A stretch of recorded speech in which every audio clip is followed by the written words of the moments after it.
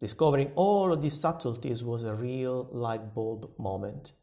But it was only the first one, followed by many others that I will share with you. Now, my favorite pizza was always margherita. Please note, the correct spelling is margherita, while the wrongly used margarita refers to a nice cocktail.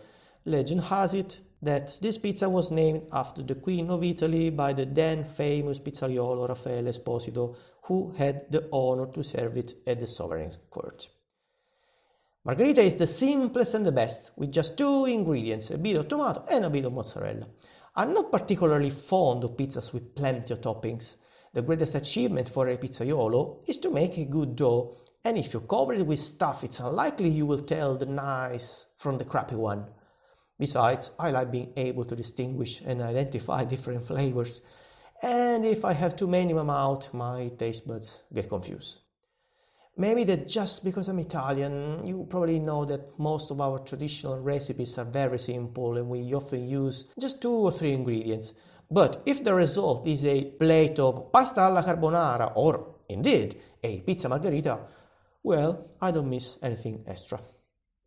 By the way, since margherita is such a simple one, to transform her into something special, you need to take special care of her components, tomato and mozzarella, as said earlier. Let's start with tomato. During my journey through home baking, my obvious choice was a simple jar of tomato passata. And that was for 2 reasons. First of all, because I've always seen something that looked like passata on my pizza when I ate out or when I had takeaway. But of course, I was interested in the practical matter too. Basically, you open a jar and you're good to go, just add a pinch of salt. I had my favorite brands and they tasted slightly different. But beside the consistency or maybe the color, I always had to admit that the restaurant-made pizza I was eating was topped with a better tasting tomato. Before I took my first step into the magical world of professional pizza making, I assumed it was because restaurants had access to better quality products, some kind of special things I wouldn't have been able to find on the high street. But I was wrong once again. In fact, the very first time I've seen tomatoes in the pizzeria I was working in, I noticed they were branded with a famous name. Very common to find on the shelves of the supermarkets still nowadays. Much to my surprise, because actually I had bought that very same brand more than once, but on top of my homemade pizza it tasted just different. After a closer look, I had the chance to spot the apparently subtle difference. They weren't chopped tomatoes, they were whole peeled tomatoes. Bam! How's that possible? They taste so different, but they are the same brand and in the end they are just bloody tomatoes. Well, you just had to think that in order to produce passata, a long and complex procedure is necessary. You need to 1. Harvest the tomatoes, 2. Peel them, 3. Cut them, 4. Remove the seeds, 5. Chop them, 6. Add their own water, 7. Heat them to a high temperature, often 100 degrees, 8. Bottle the final product. To produce peeled tomatoes, you clearly stop at number 2. I'm not aware of the finest details of the processes that lie behind the industrial production, but I think it's safe to say that peeled tomatoes are way less processed than passata. And that's the reason why they taste better. Wow, it seems so obvious to me today. Now that you know what's the difference, do yourself a favor and buy only peeled tomatoes. You don't need to search every supermarket and every website to find the famous San Marzano tomatoes, unless you want to try them because they are the only ones allowed by the true Neapolitan tradition. You don't even need to look for the higher price tag. Just buy peeled tomatoes and taste the difference yourself for a start. Then, when and if you feel like exploring new territories, see if you want to do the extra effort to try something better. I bet that you're not curious to know how professionals transform those peeled tomatoes into the delicious base they spread on top of their pizza. Of course, I'm here to please you, that's why I will reveal to you another insider secret, and I will tell you the exact recipe to prepare the tomato sauce, the very same I follow in the pizzeria. Here we go. Open a can of peeled tomatoes, Chop them roughly with a fork or even with your hands. Add salt to taste. Done. This is really the most basic and authentic recipe. There is no secret sauce in the tomato sauce. Sorry, pun intended. It's a simple preparation, just like many others of the Italian cooking style. Yeah, sure, many add basil, some add extra virgin olive oil, but there's no need to add herbs, garlic, Italian seasoning, freshly ground black pepper, pink Himalayan salt, ginger root harvested on the Everest Plateau. Okay, I just made this last one up, but you get the point. You don't really need to add anything but a pinch of salt if you are after an authentic Italian pizza sauce. And here's the icing on the cake. You don't even need to cook. There is a common conception about using marinara, which to my knowledge is a sauce cooked with onions and or garlic, herbs and other stuff. I can say without fear of contradiction that this is not traditional at all. Even though I had the chance to meet one colleague who prefers to cook its tomato sauce, he represents the proverbial exception that confirms the rule, and he is perfectly aware that he is doing something different. Most professional pizza makers like to top their pizzas with raw tomato sauce. I am definitely one of them, and I will always endorse the practice. However, I'm not here to stop you if your palate calls for cooked tomato sauce rather than raw. On the contrary, I'm here to grant you my very special permission to do whatever you want with your food. I just hope that what happened to me several years ago never happens to you. A clumsy move made me drop from my hands the container where I had just prepared 15 kilos of sauce. 15 kilos. Now they were on the floor and it was almost opening time.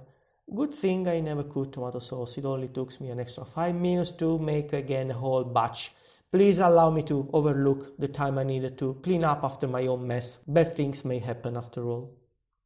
Once I have learned this unexpected breakthrough about tomatoes, I would have only needed to know something about the last ingredients of my margherita if I want to spread the wings and fly happily to the next level.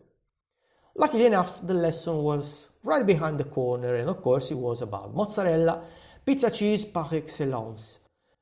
The recipe of the old Neapolitan tradition calls for either buffalo or cow mozzarella. However, nowadays the preferred cheese used by restaurants is the variety called fior di latte. Literally, it means flowers of milk, and it's the kind of mozzarella made with cow's milk only. Now, fior di latte is very moist, and this can lead to a watery pizza. When I was baking at home, I always bought fior di latte for my masterpieces, because I wanted to feel like a pro. Therefore, my pizzas always ended up having a little pond in the middle. I should have thought to use some fishy toppings. They would have appreciated all the water. At some point, I tried to do something about it. Precisely, I dried my fior di latte slices using several sheets of kitchen towels. However, this wasn't enough. I still got watery pizzas.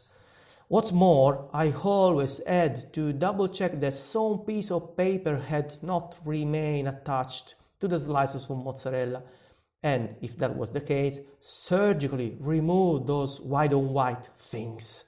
I think I ate plenty of kitchen tissue though. Good thing paper is biodegradable. What do we do in the pizzeria instead? It is standard practice to prepare everything in advance, because of course you better stay glued to the work table during the service. The mozzarella is treated in different ways depending on its format and according to the preference of the pizza maker. There are those who cut it roughly into pieces with a knife and those who use special machines. Several chefs prefer to buy it already diced to save time. In any case, the common element is the water that collects on the bottom of the container over time. This time can be quite long. It takes a while for the mozzarella to dry enough. The way we work in the pizzeria suggests once again how to behave at home. Here's what you need to do. Cut or dice the mozzarella well in advance and do it several hours before you need it. For example, you could do it early afternoon if you plan to have pizza for dinner, but doing it in the morning will work even better. And you can even do it the previous day if you want to minimize the chance to see even the smallest droplets on your pizza. In any case, I would suggest to leave the mozzarella in a colander so the water will slowly drip away, and don't forget to leave the colander itself inside a bowl, otherwise you will end up with a nice milky pond on your table or on your kitchen's floor. This method is useful if you use either proper, real mozzarella or fior di latte, since they are both moist and they need some special care. However, on the shelves at the supermarket, I see plenty of different products called mozzarella. They are often grated, shredded or sliced, often with a yellowish color, and they are fairly dry, so you can use them straight away.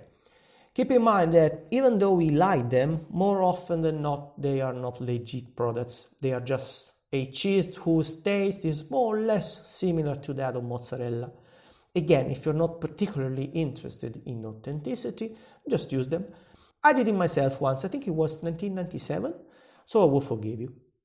So far we have already learned a lot about some of the main components of a pizza, namely flour, tomato and mozzarella. At this point, we are already able to consciously buy the ingredients of my favorite, my beloved margherita. Furthermore, we know how to manage them and treat them in the best way. Clearly, this is not enough. Before we can put our new knowledge to good use, we need to shape a nice dough ball. But this is a different story, and we will read about it on the next chapter.